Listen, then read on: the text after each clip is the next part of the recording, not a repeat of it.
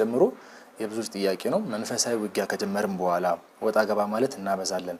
አንድ ቀን መስገድ በማግስቱ መተው፣ አንድ ቀን መጸለይ ከዛ ጸሎት እርግፍ አድርጎ መተው አለና እንዴት እንቅረፈው?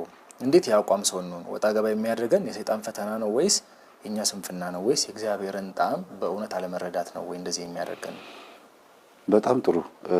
ወጣ ገባ የሚባል መንፈስ ስላለ ነው አንደኛ ምልክቱ። ወጣ ገባ የሚባል መንፈስ አለ። ይመጣና ነካ አድርጎ ነገር ፈልጎ ባልና ሚስት ወይም ልጆችና አባት እናትና ልጅን አጣልቶ ቤተሰብ አበጣብጦ ይወጣል። ይሄ አንደኛው አይነት መንፈስ ነው እንደዚህ የሚያደርገው።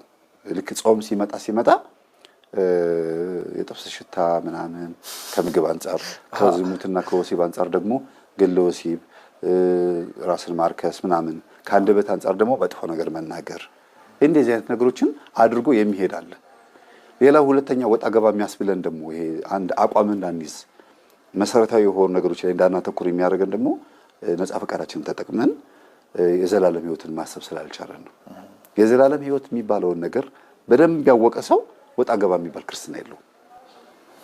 እያወቀው ራሱ በቃ አዎ መንግስተ ሰማያት የምትባል ነገር አለች፣ አዎ ገነት የምትባል ነገር አለች፣ ግን ትላለህ አልቻልኩም፣ በቃ ይሄ ነገር አምሮኛል፣ ይሄ ነገር ያስፈልገኛል፣ ቆይ ግድ የለም ንስሐ ገባበታለሁ ትላለህ።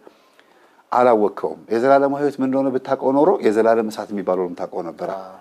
አሁን የዘላለም ሕይወት የሚባለውን ብቻ ስለምናውቀው የዘላለም እሳት የሚባለውን ደግሞ ኢቭን በአኒሜሽንም በተለያየ ካርቱን ፊልምም እኮ ለማሳየት ሞክሮ ፈረንጅ ሊገባን አልቻለም። ሞተው የተነሱ ሰዎች ቢናገሩም ሊገባን አልቻለም። በርሜል ጊዮርጊስ ሄዱ ሰዎችም ሄዱ ቢናገሩም ሊገባን አልቻለም። ስለዚህ ወጣ ገባ የምንለው እኛ ላይ ካልደረሰ ስለማይገባን ነው። እኛ ላይ ሰዋዊ ባህሪያችን ግን አያስቸግረንም። ሰዋዊ ባህሪ ንጹህ ነው፣ ፍጹም ነው። የሰው ባህሪው ንጹህና ፍጹም ነው። ለምን እኔ ቅዱስ እንደሆንኩ እናንተ ምንድናችሁ አለ? ቅዱሳን ሁኑ አለ። ስለሚቻል ሲፈጥረንም ደግሞ ከእሁድ ጀምሮ እስከ ዓርብ ድረስ የተፈጠሩት እስከ ጠዋት ድረስ የተፈጠሩትን ምን አለ?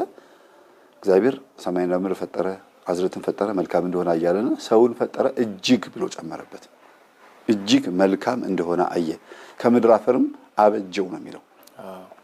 አበጀው ማለት ከመስራት አልፎ አሳምረው ማለት ነው። ማበጀት ማለት የተቆረጠ ገመድ መቀጠል ወይም ደግሞ መበየድ ብቻ ሳይሆን የተበየደው መሞረድም ጭምር ነው፣ ማለስለስም ጭምር ነው። እግዚአብሔር በደንብ አጎን የፈጠረን። ስለዚህ የሚነቀፍ ባህሪ የለንም። ያ ማለት እግዚአብሔርን ጎዶሎ ማድረግ እኛ በጊዜ ሂደት የምናዳብረው ጸባይ ነው እንጂ ባህሪያችን የሚነቀፍ መንደራችን ያወረሰን፣ ቤተሰብ ያወረሰን፣ አገር ወይም ደግሞ የምንኖርበት ቦታ ያወረሰን፣ ዘመኑ ጊዜ ያወረሰን ባዕድ ነገር ባህሪያችንን ጋርዶ ይሄ ባህሪ ነው ይሄ ጸባይ ነው ይመጣና ይከልለዋል። ጸባይ መጥቶ ግርድ ሲያደርገው ባህሪ መታየት አይችልም።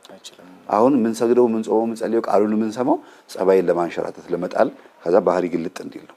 ባህሪ ከተገለጠ በጣም ብዙ ነገሮችን መስራት ትችላለህ። እና ዘላለማዊ እሳት ምን እንደሆነ የሚያውቁ አባቶቻችንም ሆኑ አንዳንድ ሰዎች ፍጹም ለእግዚአብሔር ተገዥ ሆኑ ታያቸዋለህ።